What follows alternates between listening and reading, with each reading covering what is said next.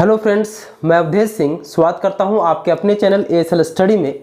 तो जैसे कि JSSC CGL 2021 का नोटिफिकेशन आ चुका है और उसके बारे में हम आपको अपडेट भी कर चुके हैं कि टोटल नंबर ऑफ सीट्स क्या है, कब से कब तक इसका फॉर्म भरे जाने का टाइम रखा गया है। JSSC CGL 2021 के तहत स्थानीय निवासी प्रमाण पत्र और जाति प्रमाण पत्र कब कब बना हुआ होना चाहिए और इसके सिलेबस के बारे में भी संक्षिप्त में हम चर्चा किए थे जस्ट इसके पहले की वीडियो में। इस वीडियो में बेसिकली हम JSSC CGL 2021 के सिलेबस के बारे में डिटेल में चर्चा करेंगे। साथ ही साथ JSSC CGL की तरफ से 24 दिसंबर के डेट में एक अपडेट आया है, उसके बारे में भी बात कर लेते हैं और उसके बाद इसका क्या सिलेबस है इसके बारे में और क्या रणनीति हमारा होना चाहिए उसके बारे में हम बात करेंगे इस वीडियो में। तो जैसे कि अपडेट ये है सर कि परीक्षा शुल्क के बारे में अपडेट है कि परीक्षा शुल्क जो 1000 रुपये रखा गया था वो अब संशोधित करके EWS BC1 और BC2 कैटेगरी के लिए 100 रुपये कर दिया गया है। मतलब अब 1000 रुपये के जगह पर आपका फी कितना कर दिया गया है, 100 रुपया। किसके लिए? EWS BC1 और BC2 के लिए। और ST SC के लिए जो 250 रुपये रखा गया था फीस, उसको अब घटा के कर दिया गया है 50 रुपया। मतलब EWS BC1 और BC2 कैटेगरी के लिए फी हो गया है 100 रुपया और ST SC के लिए जो फी है वो हो गया है 50 रुपया। ठीक, तो यही अपडेट था JSSC की तरफ से। 24 दिसंबर का ये अपडेट आया था, मतलब JSSC CGL 2021 की नोटिफिकेशन देने के जस्ट एक दिन के बाद। अब इसमें जो पद है सर, टोटल कितने पोस्ट थे? तो इसमें टोटल 956 पोस्ट थे, 956। ठीक, तो इसके पहले की वीडियो में भी हम बात किए कि लगभग 130 प्लस पोस्ट और आपके इंट्रोड्यूस होंगे, क्योंकि कम से कम एक दो नए पोस्ट को इसमें इंट्रोड्यूस किया जाएगा सचिवालय के अंतर्गत ही। स्नातक, चूंकि स्नातक लेवल से ये एग्जाम कंडक्ट करवा रहा है JSSC, तो इसमें एक दो पोस्ट को और इंट्रोड्यूस किए जाएंगे और उसी लिए मैंने कहा था कि कम से कम 130 प्लस पोस्ट और इसमें इंट्रोड्यूस किए जाएंगे। तो 956 तो फिलहाल आपके पास पोस्ट आया है और थोड़ा सा आप वेट कीजिए, कुछ दिनों के बाद वो अपडेट भी आपके पास होगा कि पोस्ट इंक्रीज कर दिया गया है। तो 130 से 135 प्लस पोस्ट जो है वो आपके और आने वाले हैं JSSC के तहत ही। ठीक, तो खैर अभी 956 पोस्ट है, इसी पे हम बात करते हैं। तो जैसे कि इसका फॉर्म भरने का डेट क्या है पहले इसको देख लेते हैं। तो 15 जनवरी से लेके 14 फरवरी 2022 तक इसका फॉर्म भरने का डेट रखा गया है। ठीक, तो इसके सिलेबस पे चर्चा करने से पहले कुछ पॉइंट्स को और हम यहाँ सबसे पहले देखना चाहेंगे कि परीक्षा कब तक आयोजित हो सकती है। क्योंकि इसका जो डेट रखा गया फॉर्म भरने का वो कब से कब तक रखा गया, 15 जनवरी से लेकर 14 फरवरी तक इसका डेट रख दिया गया है। ठीक, तो अब परीक्षा का फॉर्म आप भर दिए तो एग्जाम इसका कब तक हो सकती है। तो अगर सब चीज़ सही चलते रहा तो आप पकड़ के चल सकते हो कि जैसे कि अभी जो आज है ये 25 दिसंबर का आज डेट है, तो दिसंबर तो खैर ये खत्म हो गया। ठीक, जनवरी फरवरी तक, 14 फरवरी तक तो खैर आपका फॉर्म ही भरा रहा है, तो फरवरी में एग्जाम होने से रहा, मार्च में भी एग्जाम होने से रहा। आप पकड़ के चल सकते हो कि अप्रैल मंथ में आपका एग्जाम हो सकता है वो फर्स्ट वीक में हो, सेकेंड वीक में हो या फिर थर्ड वीक में हो। ठीक, या लास्ट वीक ऑफ अप्रैल हो, लेकिन अप्रैल में एट एनी हाउ आपका एग्जाम हो जाएगा। अगर सब चीज़ सही रहा, कोई अड़चन कहीं से नहीं आया, तो अप्रैल में आपका एग्जाम हो जाएगा। तो अब चूंकि ये दिसंबर आपका खत्म हो गया, तो जनवरी, फरवरी और मार्च 3 महीना समय है अभी से आपके पास JSSC CGL के लिए। कितने महीने का? 3 महीने का समय है। अप्रैल में आप एक अपने आप को टारगेट पॉइंट या एंड पॉइंट लेके चल सकते हो आप कि मार्च तक ही आप जितना तैयारी कर सकते हो मार्च तक कर सकते हो, क्योंकि आपका एक अप्रैल में एग्जाम इसका हो जाएगा। सब चीज़ सही रहा तो अप्रैल में अटेंड हो इसका एग्जाम हो जाएगा। ठीक, तो दूसरा मैंने यहाँ पे लिखा था कि कितना समय है आपके पास, तो अभी से 3 महीना समय है सर, क्योंकि आज 25 दिसंबर का टाइम है तो दिसंबर तो खत्म, जनवरी फरवरी मार्च 3 महीना का समय है। अप्रैल में आपके पास एग्जाम होगा, तो समय 3 महीना हो गया। कंपटीशन कितना टफ है इसको भी जान लेते हैं, क्योंकि किसी भी एग्जाम को करेक्ट करने से पहले उसका सिलेबस क्या है और उसमें कंपटीशन क्या है उसको जाना जरूरी है। क्योंकि आप अगर किसी से फाइट करने के लिए जा रहे हैं तो आपका एनिमी, आपका शत्रु जो है वो कितना ताकतवर है, मतलब उसका ताकत क्या है, उसका कमजोरी क्या है, ये दोनों आपको पता होना चाहिए। तो इसमें कितना कंपटीशन है ये भी चीज़ आपके दिमाग में चलना चाहिए। जैसे कि इसके पहले की वीडियो में कि कंपटीशन कितना होने वाला है JSSC में, इस पे ऑलरेडी एक सेपरेट वीडियो भी मैंने बनाया था और उसमें ऑलरेडी हम चर्चा कर चुके हैं कि इसमें जो कंपटीशन है वो बहुत टफ होने वाला है। क्योंकि जैसे अभी जो रिसेंटली जो 7 JPSC बहुत सारे कैंडिडेट्स जो वाकई में मेरिट रखते हैं और रखते थे PT निकालने का, खैर जो भी हो, आप कट ऑफ हाई बोलो या XYZ जो भी बोलो, इस पर अब दोबारा हम बात नहीं करना चाहेंगे। तो जो भी रीजन हो उसकी वजह से उनका सिलेक्शन नहीं हो पाया, अब वो भी आपके साथ कंपटीशन में जेएसएससी सीजीएल में आपको देखने को मिलेंगे। तो जेपीएससी के एस्पिरेंट्स को, या फिर जैसे कि 2019 में इसका फॉर्म भराया था, अब वो फिर निरस्त कर दिया गया। तो बहुत सारे कैंडिडेट्स वैसे भी हैं जो 2019 से ही सिर्फ सचिवालय के लिए ही डेडिकेटेड है। ठीक, तो कंपटीशन नो डाउट बहुत टफ होने वाला है, और सिलेबस अगर आप देखोगे तो बहुत बढ़िया से तैयारी करने का आपको जरूरत है।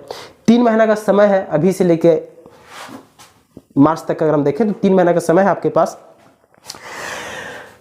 चलो और सिलेबस का हम चर्चा करना स्टार्ट करते हैं। अच्छा, कुछ इंक्वायरियां आ रही थी, उनको भी जितना भी हो सका, या जितना भी छोटे मोटे कुछ कमेंट्स थे वीडियो में, तो उन सभी पॉइंट्स को मैंने इस वीडियो में इंक्लूड करने का कोशिश किया कि सभी को आंसर मिल जाए अपने अपने कमेंट्स का, अपने अपने क्वेश्चंस का। तो जैसे सिलेबस में क्या है कि 3 पेपर है, पेपर 1, पेपर 2 और पेपर 3। 3 पेपर का एग्जाम होने वाला है सर। 1 डे का एग्जाम होगा, मतलब एक ही दिन ये डिसाइड कर देगा कि आपको ये नौकरी मिलेगा या नहीं मिलेगा, मतलब 1 डे एग्जाम होने वाला है। ठीक, अब 3 पेपर होने वाला है। ठीक, तो 3 पेपर में पेपर 1 जो है वो हिंदी और इंग्लिश, पेपर 2 जो है ये क्षेत्रीय भाषा से संबंधित रहेगा, और पेपर 3 जो है ये सामान्य ज्ञान रहेगा। ठीक है सर, अब थोड़ा सा इसको हम डिटेलिंग करते हैं। ठीक, पेपर 1 जो है सर, ये इसमें 2 पेपर आपके पास रहेंगे, हिंदी और इंग्लिश। हिंदी से आपके पास 60 क्वेश्चन रहेगा, इंग्लिश से भी आपके पास 60 क्वेश्चन रहेगा, दोनों मिला के 120 क्वेश्चन पूछे जाएंगे पेपर 1 में। ठीक है, लेकिन पेपर 1 जो है ये सिर्फ और सिर्फ क्वालिफाइंग नेचर का ही होगा। पेपर 1 जो है ये क्वालिफाइंग नेचर का होगा, मतलब कि मेरिट लिस्ट के एडिशन में पेपर 1 के मार्क्स को नहीं जोड़ा जाएगा।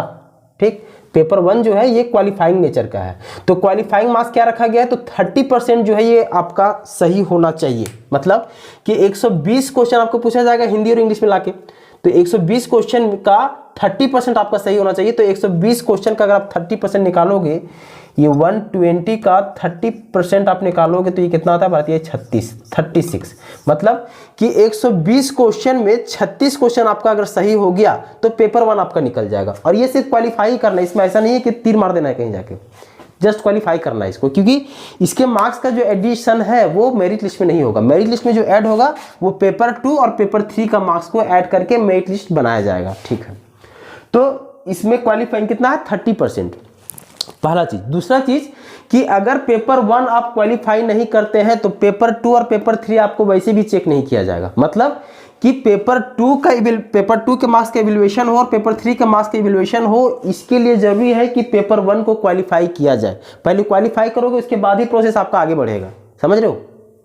जैसे कोई बड़े अधिकारी से आप मिलने जाते हो तो पहले प्यून को पटाओ, उसके बाद वो अधिकारी से मिलने देता है आपको, तो वैसे ही पकड़ सकते हो आप। इसको पटाओगे तभी आगे का रास्ता खुलेगा, आगे का दरवाजा खुलेगा। मतलब कि पेपर 2 और पेपर 3 का मार्क्स कैलकुलेशन हो, ये अगर चाहो तो इसके लिए क्या होता है कि पेपर 1 आपको क्वालिफाई करना जरूरी हो जाता है। पेपर 1 आपको क्वालिफाई करना पड़ेगा। क्वालिफाई मार्क्स क्या है सर? 30%। 120 का 30% मतलब 36 क्वेश्चन आपको सही होना चाहिए।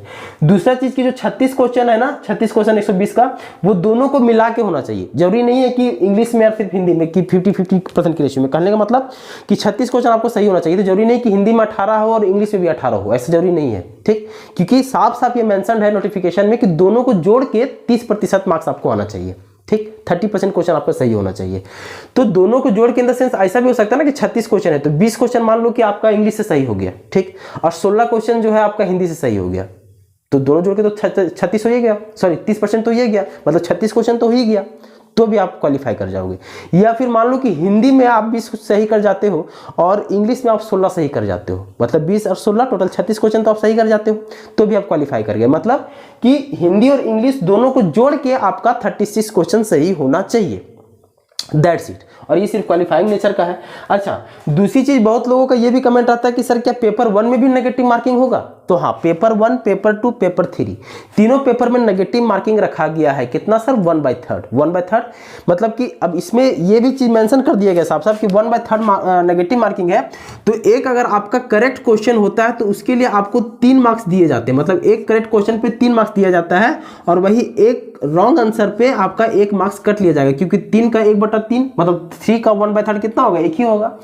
तो एक सही क्वेश्चन पे 3 मार्क्स मिलेंगे और एक गलत क्वेश्चन पे आपका 1 मार्क्स काट लिया जाएगा। और ये रूल जो है ये पेपर 1, पेपर 2, पेपर 3 तीनों में ऐड होता है। ठीक, तो नेगेटिव मार्किंग है आपको, तो ध्यान आपको यहां रखना है। चलो, इसका बात हो गया हिंदी और इंग्लिश का। अच्छा, हिंदी में क्या है ना सर कि हिंदी में आपका पैसेज रहेगा प्लस ग्रामर रहेगा। Unseen passage plus grammar. English में भी आपका पैसेज रहेगा, ग्रामर रहेगा, ठीक। तो बहुत टफ नहीं है इसको करना, क्योंकि जो पैसेज का पार्ट है, जैसे हिंदी का पैसेज रहा तो उसको पढ़ के आप इसका क्वेश्चन तो कर ही सकते हो, क्योंकि हिंदी से रूबरू हो ही। इंग्लिश हल्का फल्का भी ध्यान अगर आप दिए हो तो इंग्लिश का भी पैसेज आप कर लोगे। ग्रामर का छोटा मोटा क्वेश्चन हिंदी से भी कर लोगे, इंग्लिश से भी कर लोगे। मतलब इसमें ऐसा नहीं कि आपको तुरंत अभी से फोकस कर जाना है। मेरा तो इसके पहले का जो वीडियो मैंने बनाया था, जो अपलोड किया था, उसमें बात भी किया था कि हिंदी इंग्लिश का आप एग्जाम डेट से 20-25 दिन भी पहले अगर आप देख लेते हो ना तो बहुत है, क्योंकि हिंदी और इंग्लिश में सिर्फ आपसे बेसिक क्वेश्चन पूछेगा कि आपको हिंदी आता है कि नहीं, आपको इंग्लिश आता है कि नहीं, दैट्स इट। बहुत हाई लेवल क्वेश्चंस या बहुत कॉम्प्लिकेटेड क्वेश्चंस नहीं पूछने वाला है। तो हिंदी के 60 क्वेश्चन में आपके पैसेज प्लस ग्रामर, और इंग्लिश के 60 क्वेश्चन में भी आपको पैसेज देखने को मिलेंगे प्लस इंग्लिश ग्रामर, ठीक। तो टोटल 120 क्वेश्चन, 36 क्वेश्चन सही करना है, नेगेटिव मार्किंग है, ठीक है। बात हो गया पेपर 1 का। अच्छा, फिर बात करते हैं पेपर 2 का। पेपर 2 में आपके क्षेत्रीय भाषाओं को रखा गया है। टोटल 12 भाषाओं को क्षेत्रीय भाषा के रूप में सम्मिलित किया गया है। तो जब फॉर्म आप भर रहे होगे तो उसमें से किसी एक भाषा का आप चूज करोगे और उसी एक भाषा में फिर आपका एग्जाम होगा। तो टोटल 12 भाषाओं को रखा गया। तो भाषा कौन कौन सा है उसको थोड़ा सा देख लेते हैं। यहाँ है उर्दू, संथाली, बंगला, मुंडारी, हो, खड़िया, कुरुख, कुरमाली, खोरठा, नागपुरी, पंचप्रगनिया और उड़िया। तो टोटल 12 भाषा है। तो उसमें से किसी भी एक भाषा का आप चयन करोगे और उसी में आपका एग्जाम होगा। पेपर 2 जो है इसमें टोटल आपके पास 100 क्वेश्चन होंगे, मतलब 100 क्वेश्चन होगा। मान लो आपने खोरठा का चयन किया, ठीक, तो खोरठा से आपको 100 क्वेश्चन पूछा जाएगा, ये कंफर्म है। एक चीज और आपको बता देता हूं, जैसे कि मेरिट में जो एडिशन होगा वो पेपर 2 और पेपर 3 का मार्क्स का होगा, ये तो कंफर्म हो गया सर, ठीक। लेकिन एक चीज और यहाँ ध्यान देने योग्य बात है कि साफ साफ ये मेंशन किया हुआ है कि जैसे कि एक एग्जांपल के थ्रू थोड़ा सा डिटेलिंग करना चाहेंगे हम, एक एग्जांपल के थ्रू समझने की कोशिश करते हैं। जैसे मान लो कि क्या है कि पेपर 3, तो पेपर 3 टोटल 150 क्वेश्चन पूछा जाएगा सर, ठीक। आपका पेपर 3 बहुत अच्छा रहा, बहुत अच्छा गया। मान लो आप इसमें 140 मार्क्स जो है ये सिक्योर किए, 150 में, सॉरी मार्क्स नहीं, 140 क्वेश्चन सही किए, 150 क्वेश्चन में 140 क्वेश्चन आप सही किए, ठीक। और मान लो इसमें से आपने 100 क्वेश्चन में से 20 क्वेश्चन ही सही कर पाए, मतलब कि कितना हुआ, 140 क्वेश्चन पेपर 3 से, और मान लो कि 20 क्वेश्चन आप सही किए पेपर 2 से, मतलब लैंग्वेज पेपर से। तो टोटल कितना हुआ सर, तो 160 क्वेश्चन तो आप सही कर गए। 160 क्वेश्चन भी सही आप कर गए, मतलब 16×3 = 480 नंबर हो जाता है। गलत नंबर नहीं, मतलब ठीक ठाक है। लेकिन यहां ध्यान देने योग्य क्या चीज है जो मेंशन किया हुआ है कि मान लो कि 140 आप इसे उठाए, इससे 20 आप उठाए, तो ये आपका किसी काम का नहीं होगा। काहे सर? काहे कि ये साफ मेंशन किया हुआ है कि पेपर 2 में मिनिमम आपको 30% स्कोर करना ही होगा। 30% मिनिमम है, मतलब कि 100 क्वेश्चन है तो उसमें 30 क्वेश्चन आपको सही होना चाहिए। पेपर 2 में 100 क्वेश्चन पूछ रहा है, उसमें 30 क्वेश्चन आपका सही होना चाहिए। 30 क्वेश्चन सही होगा तभी फिर पेपर 3 की तरफ बढ़ेगा, मतलब इसके मार्क्स को देखेगा वो, नहीं तो आपका एडिशन नहीं, मतलब मेरिट लिस्ट नहीं बना, फिर आपका मेरिट लिस्ट बना ही नहीं। मेरिट लिस्ट में चूंकि पेपर 2 और पेपर 3, तो एक क्वेश्चन हो सकता है ना कि मान लो सर 150 में 150 उठा लिया पेपर 3 में, ठीक, और मान लो कि सर 20 क्वेश्चन सिर्फ सही किया पेपर 2 में, तो दोनों मिला के तो 170 क्वेश्चन हो गया है। तो क्वेश्चन तो बढ़िया, 170 क्वेश्चन हो गया, तो मतलब ठीक ठाक क्वेश्चन है, उम्मीद किया जा सकता है रिजल्ट का। लेकिन नहीं, पेपर 2 में मिनिमम कर दिया गया कि मिनिमम 30% आपको स्कोर करना पड़ेगा। जैसे पेपर 1 में 30% क्वालिफाइंग था, खैर ये तो सिर्फ क्वालिफाइंग था, लेकिन मेरी लिस्ट में एडिशन पेपर 2 का हो रहा है, लेकिन साफ साफ वहां मेंशन किया कि कम से कम 30% आपको लेना पड़ेगा, तभी पेपर 3 के मार्क्स को जोड़ा जाएगा, या पेपर 3 के आपका जो सीट है पेपर 3 का वो देखा जाएगा, ठीक। तो मतलब 30% मिनिमम है, ठीक। 100 क्वेश्चन रहेंगे, 30% मिनिमम है। पेपर 3 को जांच हो उसके लिए क्या जरूरी है कि आपका पेपर 3 का जो पेपर है वो जांच हो, उसके लिए जरूरी है कि कम से कम 30% आपका सही होना चाहिए। वैसे पेपर 2 जो है, मतलब क्षेत्रीय भाषा में जो है, ये आपको कम से कम कोशिश करना है कि 100 क्वेश्चन में कम से कम आपका 80 से 85 क्वेश्चन सही हो जाना चाहिए, क्योंकि ये हो भी जाएगा, बहुत टफ नहीं है, सही लाइव में पढ़ते रहे तो ये हो जाता है। जैसे कि इस चैनल पर आपको खोरठा भाषा का तैयारी कराया जा रहा है अभी निःशुल्क, ठीक है, खोरठा भाषा कराया जा रहा है। बहुत टफ नहीं है, बहुत आसान है, बहुत आसान भी नहीं है तो बहुत टफ भी नहीं, मतलब एक थोड़ा सा मेहनत मतलब कर दिया जाए। इन शॉर्ट में क्या बोलना चाह रहा हूँ कि थोड़ा सा मेहनत कर दिया जाए तो पेपर 2 में अच्छा स्कोर किया जा सकता है, 80 से 85 तो हासिल किया जा सकता है, ठीक। तो पेपर 2 की बात की, पेपर 3 में बात करते हैं। पेपर 3 में टोटल 150 क्वेश्चन है, तो इसमें मार्क्स का डिस्ट्रीब्यूशन के हिसाब से उसको पहले देख लेते हैं। समान अध्ययन से आपके पास 30 प्रश्न रहेंगे, मतलब जीएस से, मतलब इसमें आपका ज्योग्राफी हो गया, हिस्ट्री हो गया, पॉलिटी हो गया, इकोनॉमिक्स हो गया, प्लस करंट अफेयर हो गया, ठीक। तो सामान्य अध्ययन से 30 प्रश्न, सामान्य विज्ञान मतलब साइंस आपके पास 20 प्रश्न रहेंगे, सामान्य गणित मतलब मैथ से आपके पास 20 प्रश्न रहेंगे, मानसिक क्षमता जांच मतलब रीजनिंग से आपके पास 20 प्रश्न रहेंगे, कंप्यूटर का ज्ञान मतलब कंप्यूटर से आपको 20 प्रश्न रहा, और झारखंड से प्रश्न मतलब झारखंड संबंधित जो नॉलेज है उससे आपके पास 40 प्रश्न रहेंगे। तो टोटल मिला के 150 क्वेश्चन इसमें पूछा जाएगा। ठीक, अब इसको थोड़ा सा डिटेलिंग करना जरूरी है, थोड़ा सा डिटेल करते हैं। जैसे अब ये क्या है ना कि सामान्य अध्ययन, तो इसमें 30 प्रश्न है ना, तो 30 प्रश्न के लिए आपको क्या क्या पढ़ना है सर?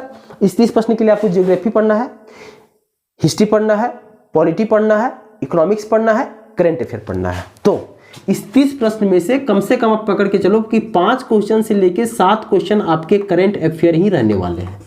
5 से 7 क्वेश्चन करंट अफेयर रहेंगे।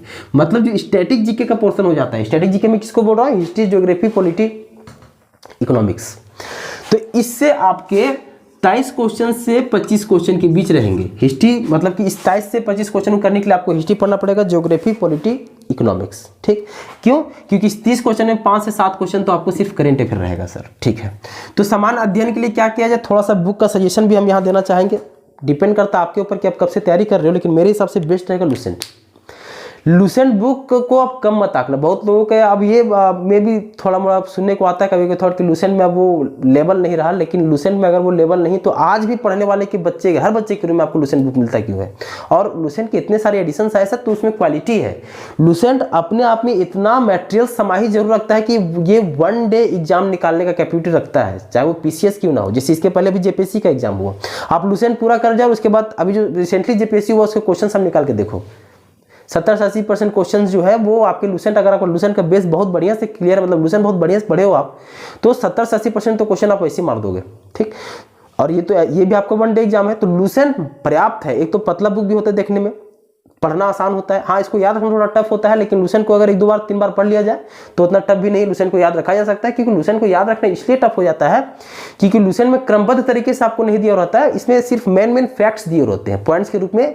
मतलब क्या होता है, देखो समझने के लिए क्या पकड़ सकते हो, जैसे छाछ होता है ना, छाछ, तो छाछ से क्रीम निकाला जाता है ना, तो सिर्फ जो क्रीम होता है वही लुसेंट पे दिया हुआ है। मतलब सिर्फ जो फैक्ट्स दिया हुआ है, जो फैक्ट्स जो होता है वो सिर्फ फैक्ट्स को समाहित किया हुआ है लुसेंट में। ठीक, तो लुसेंट पढ़ने के बाद हो सकता है आगे पीछे की स्टोरी आपको समझ में नहीं आएगा, लेकिन वही फैक्ट्स से क्वेश्चन बनते हैं। ठीक, तो लुसेंट पर्याप्त बुक है, लुसेंट आपको पढ़ना चाहिए। पतला भी है और आराम से 3 महीना का समय है, तो आप लुसेंट 2 बार, कम से कम 2 बार आराम से कर सकते हो। हिस्ट्री, ज्योग्राफी, इकोनॉमिक्स या पॉलिटी। अच्छा, हो सकता है कि इसमें मेरा थॉट ये है कि इसमें आप एक कोई सब्जेक्ट छोड़ सकते हो, और मेरे हिसाब से अगर छोड़ना चाहो, जिसे नहीं छोड़ते तो बहुत अच्छा है, हिस्ट्री भी कर लो, ज्योग्राफी भी कर लो, पॉलिटी और इकोनॉमिक्स सब कर लो। लेकिन अगर छोड़ने का वैसा फेज आ जाता है तो मेरे हिसाब से इकोनॉमिक्स आपको छोड़ना चाहिए।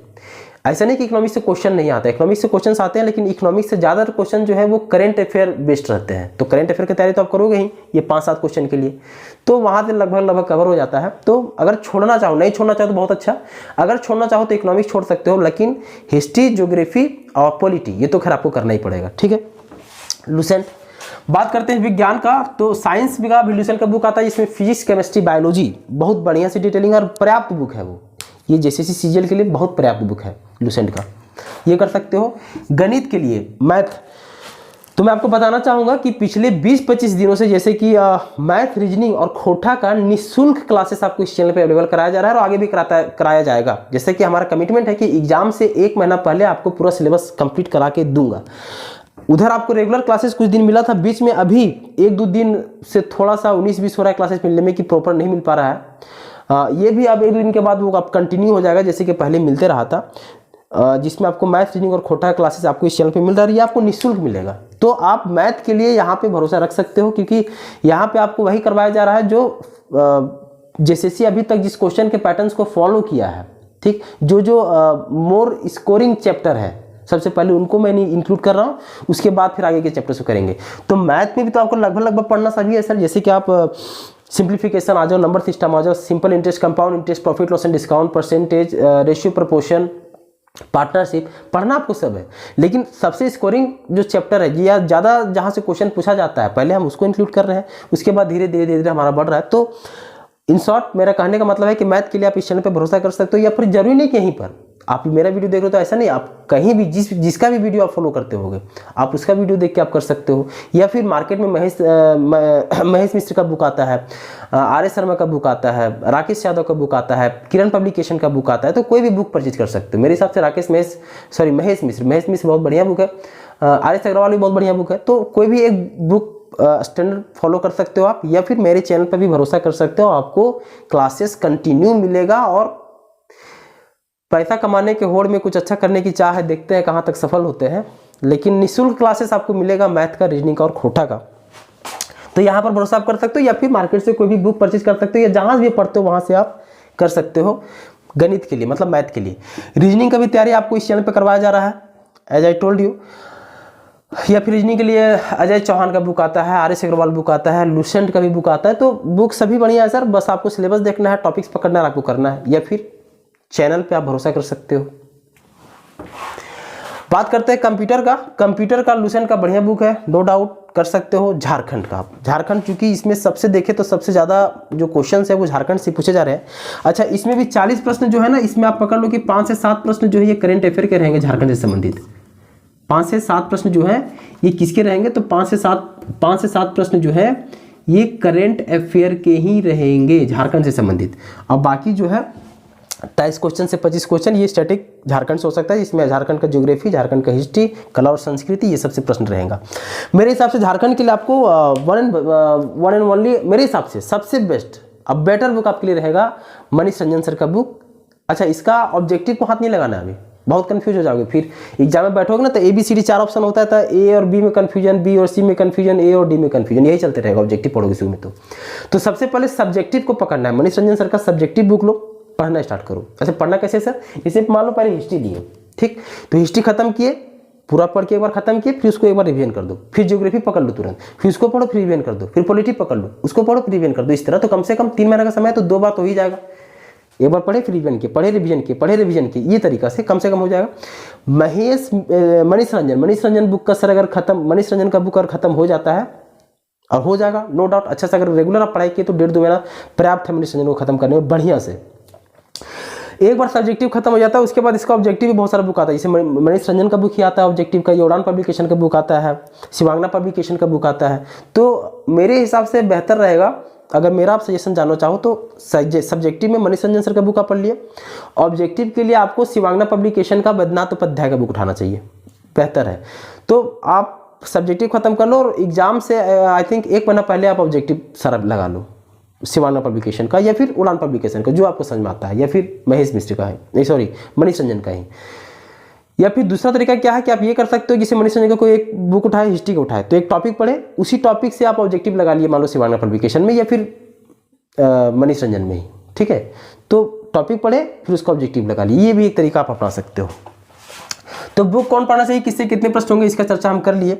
इन पॉइंट्स को हम पहले ही कवर कर चुके थे। अच्छा, इसमें चूंकि नेगेटिव मार्किंग है 1/3, ठीक, जो कि तीनों पेपर में लागू होता है, ठीक। तो इसमें एक चीज और इंट्रोड्यूस कर दिया गया है, क्या, नॉर्मलाइजेशन का, कि एक से अधिक समूह में अगर एग्जाम कंडक्ट करवाया जाता है तो नॉर्मलाइजेशन किया जाएगा। और नॉर्मलाइजेशन का असर, और नॉर्मलाइजेशन क्या चीज़ होता है, बहुत बढ़िया चीज़ होता है और बहुत ख़राब चीज़ भी होता है बहुत लोगों के लिए। नॉर्मलाइजेशन का स्टैंडर्ड जो है वो बहुत लोगों को उठा देता है सर। तो इसीलिए जैसे इसमें क्या है ना कि कंपटीशन तो टफ होने वाला है ना। मेरी लिस्ट में तो देख लेते, थोड़ा सा चर्चा यहाँ करते हैं। जैसे 150 क्वेश्चन इसका, 100 क्वेश्चन इसका, टोटल 250 क्वेश्चन डिसाइडिंग है।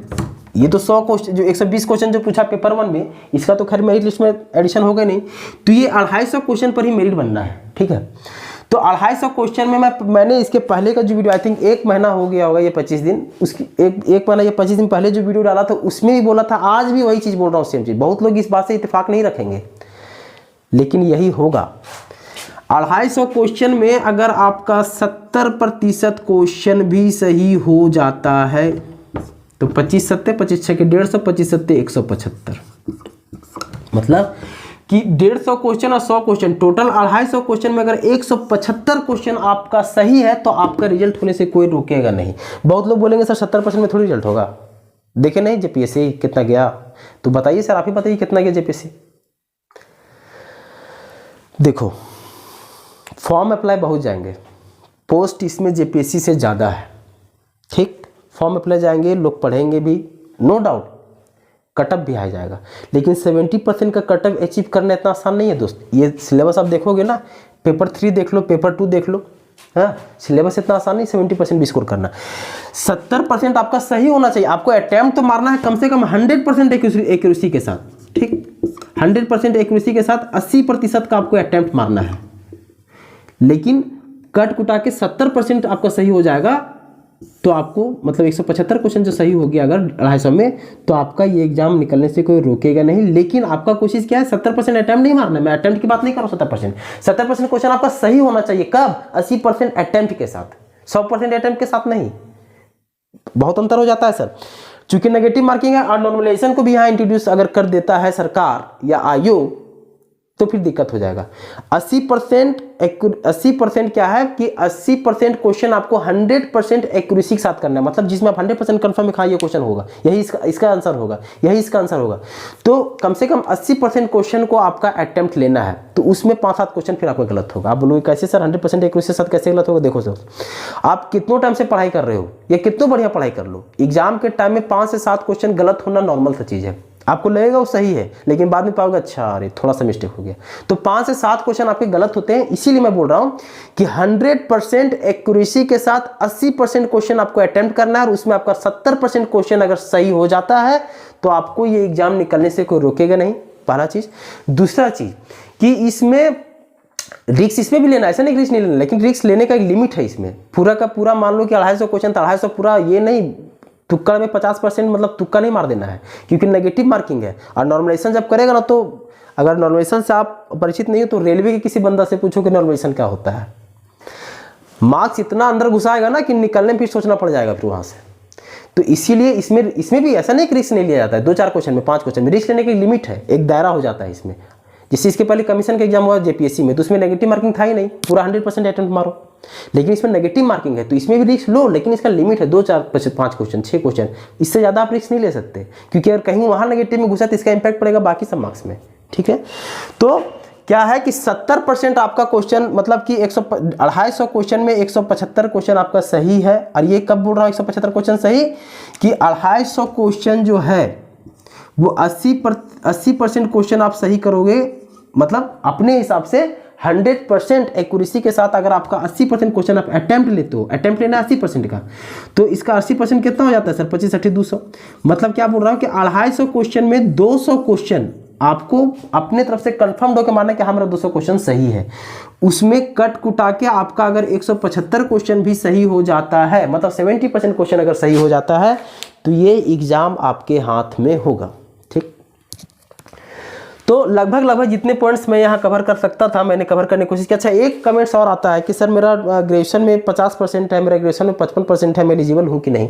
तो दोस्त आप एलिजिबल हो, आप फॉर्म भर सकते हो, कोई दिक्कत नहीं है, क्योंकि यहाँ कहीं भी मेंशन नहीं किया गया परसेंटेज है कि आपको इतना परसेंटेज होना चाहिए। सिंपल सा एक रिक्वायरमेंट है कि आप स्नातक होना चाहिए, मतलब ग्रेजुएशन आपका होना चाहिए। कितना प्रतिशत है, फर्स्ट डिवीजन हो, सेकेंड डिवीजन हो, थर्ड डिवीजन हो, ये मैटर नहीं करता है। ठीक, तो स्नातक होना चाहिए, मतलब ग्रेजुएशन होना चाहिए। आप फॉर्म भर सकते हो, कोई इशू नहीं। ठीक, पेपर 1, पेपर 2, पेपर 3 बात किए, कंपटीशन कितना टफ होने वाला है इसका बात कर लिए, कट ऑफ क्या रहने वाला है इसका बात कर लिए, एग्जाम कब तक होने वाला है इसका बात कर लिए। एक चीज़ और मैं यहाँ थोड़ा सा, क्योंकि इसके हमको लगता है कि 2 या 3 वीडियो पहले मैंने अपना नंबर शेयर किया था पहली बार, उसके बावजूद बहुत लोगों को नंबर मिलने में थोड़ा सा दिक्कत होता है, कमेंट्स करते हैं। तो ये मेरा नंबर है, व्हाट्सएप नंबर है, इस पे आप मैसेज कर सकते हो। नंबर है मेरा 8421627238, 8421627238। I repeat 8421627238। इस पे आप मुझे व्हाट्सएप कर सकते हो सर।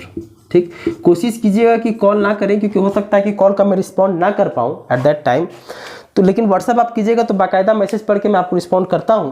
और इसके पहले जो नंबर शेयर किया तो उसमें जितने भी मैसेज आए थे मैं लगभग सभी को रिस्पॉन्ड किया भी था। तो कोशिश कीजिएगा व्हाट्सएप मैसेज करने का, कॉल नहीं कीजिएगा, क्योंकि हो सकता है कि कॉल का रिस्पॉन्ड मैं ना कर पाऊँ। तो इसीलिए कोशिश होना चाहिए, जो भी आपको समस्या है, अगर किसी से रिलेटेड कुछ चीज़ पूछना चाहते हो या जो भी हो XYZ, तो आप व्हाट्सएप मुझे कर सकते हो 8421627238 पे। आई थिंक वीडियो आपको पसंद आया होगा। वीडियो अगर अच्छा लगा, अच्छा एक चीज़ और मैं आपको बता देता हूँ, क्लासेज जो है ना सर, मैथ का, रीजनिंग का और खोटा का, ये आपको निःशुल्क अभी तक मिलते आया और वो आगे भी मिलते आएगा। तो अगर इधर उधर से दिमाग में अगर आता भी है कभी कभी कि नहीं हो सकता आगे चार्ज कर दें, ऐसा नहीं होगा। कमिटमेंट होता है और ये कमिटमेंट रहेगा लास्ट तक, जब तक आपका जेसीसी सीजीएल का एग्जाम खत्म नहीं हो जाता है। और जेसीसी सीजीएल के एग्जाम के खत्म होने से लगभग 20-25 दिन पहले कम से कम आपका सिलेबस में कंप्लीट जरूर करवाऊंगा। मैथ, रीजनिंग और सीजीएल का निःशुल्क क्लासेस आपको जेसीसी सीजीएल के लिए मिलता रहा है और मिलता रहेगा।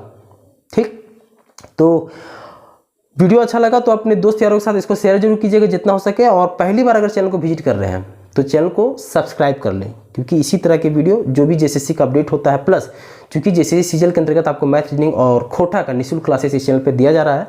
तो पहली बार विजिट कर रहे हैं तो चैनल को सब्सक्राइब भी अवश्य कर लें। धन्यवाद, मिलते हैं अगला वीडियो में।